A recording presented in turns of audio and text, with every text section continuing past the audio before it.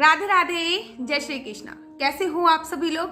आशा करती हूँ आप सभी मंगल में होगे, स्वस्थ होगे, अच्छे होगे। आज मैं आपको एक कथा सुनाती हूँ, जिस कथा से आपको ज्ञात हो जाएगा। जो लोग ये कहते हैं ना मैंने करा है, मैं जिनमें मैं की भावना बहुत होती है, ये मैंने बनाया है, ये मेरा खरीदा हुआ है, ये मेरे द्वारा है, तो उनकी शायद ये मैं की भावना खत्म हो जाएगी। एक बार की बात है, एक आदमी ने नारद मुनि को बुलाया। नारद मुनि को बुलाया और उनसे कहा, हे नारद मुनि, मैं ये जानना चाहता हूँ, कृपया कर मुझे बताइए कि मेरे भाग्य में कितने पैसे हैं, कितने पैसे मुझे मेरे भाग्य के अनुसार मिलेंगे। नारद मुनि ने कहा, मैं विष्णु भगवान से पूछ के बताता हूँ। नारद मुनि ने विष्णु भगवान जी से पूछा और विष्णु भगवान जी से पूछने के तत्पश्चात नारद मुनि ने उस आदमी से कहा, आपको प्रतिदिन के हिसाब से 1 रुपया मिलेगा। आदमी बड़ा खुश था, क्योंकि वो बहुत सादगीपूर्ण जीवन जीता था और सादगीपूर्ण जीवन जीते जीते 1 रुपये में अपना गुजारा कर रहा था। एक दिन उसके दोस्त ने उससे बोला कि मैं आपके सादगीपूर्ण जीवन से बहुत खुश हूँ, बहुत ज़्यादा, मुझे बहुत प्रसन्नता होती है जो आप ये सादगीपूर्ण जीवन जीते हो, तो इसलिए मैं अपनी बहन की शादी आपसे करना चाहता हूँ।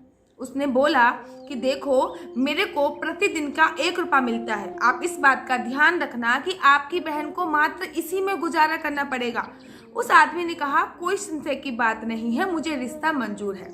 उस आदमी ने अपनी बहन का विवाह अपने दोस्त से फिक्स कर दिया। जब अपने दोस्त से अपनी बहन का विवाह फिक्स कर दिया तो उस आदमी को प्रतिदिन के हिसाब से 11 रुपये मिलने लग गए, जिसको 1 रुपया मिलता था। अब आदमी ने नारद मुनि को बुलाया, हे नारद मुनि, आपने तो बोला था कि मेरे भाग्य में 1 रुपया है, फिर मुझे ये 11 रुपये क्यों मिल रहे हैं? तो नारद मुनि ने बोला, कहीं ऐसा तो नहीं है कि आपकी सगाई पक्की हुई हो या फिर आपका विवाह हो गया हो? उन्होंने कहा, उस आदमी ने कहा, हाँ ऐसे ही हुआ है, मेरा विवाह संपन्न हो गया है। नारद मुनि ने कहा कि 1 रुपया जो ये आपको 11 रुपये मिल रहे हैं ना, इसमें से 1 रुपया तो आपका है, लेकिन 10 रुपये आपकी पत्नी के भाग्य से आपके पास आ रहे हैं। इसको संभाल के रखिए, ये आपको आने वाले समय में काम देगी। कुछ दिनों के तत्पश्चात उसकी पत्नी गर्भवती हो गई। जब उस व्यक्ति की पत्नी गर्भवती हो गई तो वो देखता है कि उसके पास 11 रुपये से बढ़ के 31 रुपये आने लग गए। उन्होंने दोबारा नारद मुनि को बुलाया, हे नारद मुनि, आपने कहा था कि 10 रुपये मेरी पत्नी के भाग्य से आएंगे और 1 रुपया मेरे भाग्य से आएगा। कुछ दिनों के बाद हमारे पास ये 31 रुपये आने लग गए हैं। नारद मुनि ने कहा, क्या आपकी पत्नी गर्भवती है? उन्होंने कहा कि हाँ, मेरी पत्नी गर्भवती है।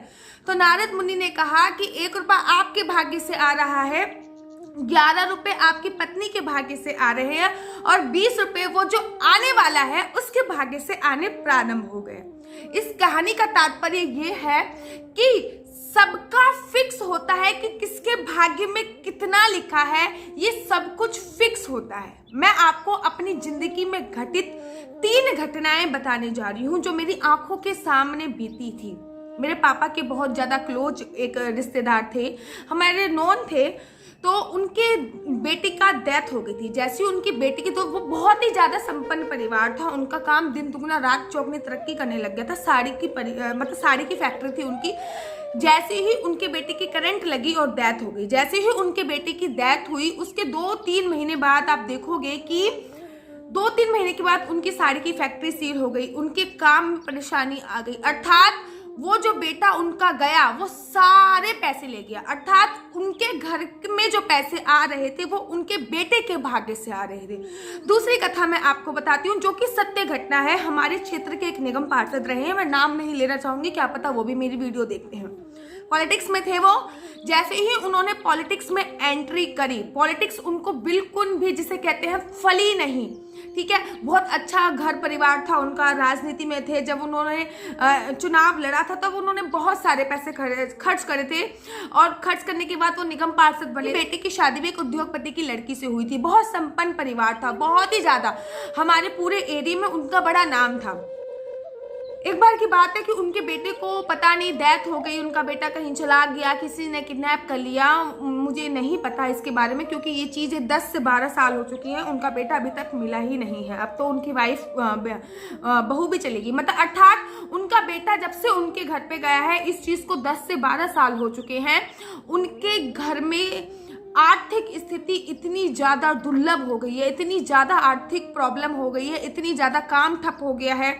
और निगम पार्षद थे तो अब इलेक्शन उन्होंने फिर लड़ा नहीं दूसरी बार, और घर में फाइनेंशियल बहुत ज़्यादा प्रॉब्लम हो गई है। ये उनके साथ घटित, मतलब उनका लड़का जाते जाते अपने साथ सारी संपत्ति, सारी खुशियाँ, सारी धन दौलत ले गया। मतलब उनके घर में जो पैसे आ रहे थे वो उस लड़के की बदौलत आ रहे थे। अब एक घटना जो मैं आपको बताने जा रही हूँ, ये मेरी खुद की घटित घटना है जो मेरे साथ खुद हुई है। आज से ठीक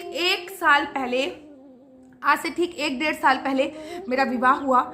जब मेरा विवाह हुआ था तो मेरे विवाह से पूर्व मेरे जो पिताजी थे उनका कार्य बहुत अति उत्तम चलता था। मतलब मेरे पिताजी का जो कार्य था, मेरे घर में बहुत अच्छी फाइनेंशियल काफ़ी स्ट्रांग थे मेरे घर पे, फाइनेंस में काफ़ी स्ट्रांग थे मेरे घर पे। इनफैक्ट मेरी शादी भी 60 लाख के आसपास मेरी शादी हुई है।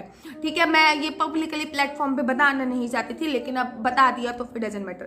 तो बहुत अच्छे मेरे फैमिली बैकग्राउंड से मैं आती हूँ। मेरे पापा काफ़ी स्ट्रांग थे, काफ़ी अच्छा उनका काम वाम चल रहा था मेरे पापा का। जैसे ही मेरी मैरिज हुई है, उसके 2-3 महीने बाद लॉकडाउन लग गया, और अब जो काम मेरे पापा का उस टाइम पे चल रहा था उसका 40% काम रह गया, अर्थात 60% काम बंद हो चुका है। और यहाँ पे मैं अपने ससुराल में आई हूँ तो मेरे हस्बैंड को, जो कि एक मैक्सिमम अमाउंट मिलता था सैलरी का बस, और वो अब अपनी सैलरी से कम से कम 10 गुना ज़्यादा अर्न करते हैं। अर्थात वो यहाँ थे वो यहाँ पहुँच चुके हैं, वो अर्न इतना ज़्यादा करने लग गए हैं, और मेरे डैडी यहाँ थे वो यहाँ आ चुके हैं। तो मैं ये नहीं कह रही कि इसमें मेरा योगदान है, मेरा तो कुछ भी योगदान नहीं है, किंचित मात्र भी योगदान नहीं है। हमारे घर में तो जो कुछ है सब राधा रानी की कृपा है, राधा रानी की बदौलत है, सुतांतु की बदौलत है। अगर आपको नहीं पता कि सुतांतु कौन है, तो मेरे घर में एक बाल गोपाल, लड्डू गोपाल हैं, उनका नाम सुतांतु है, उनको हम प्यार से सुतांतु बोलते हैं।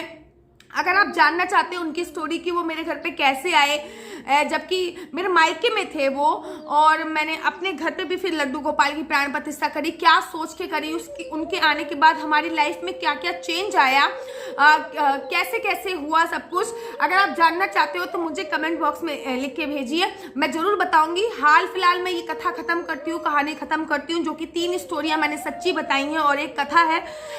आगे से आप शायद ये ना करें कि ये मैंने किया है, जो किया है सब अपने भाग्य का करते हैं, कोई किसी के लिए कुछ नहीं करता है, सब अपने भाग्य का करते हैं। तो आपके अंदर की जो मैं है उसको निकाल दीजिए, और कहते हैं कि जो देना जानता है वही पाना जानता है, इसलिए जितना हो सके दान कीजिए। जय श्री कृष्णा, हरि बोल।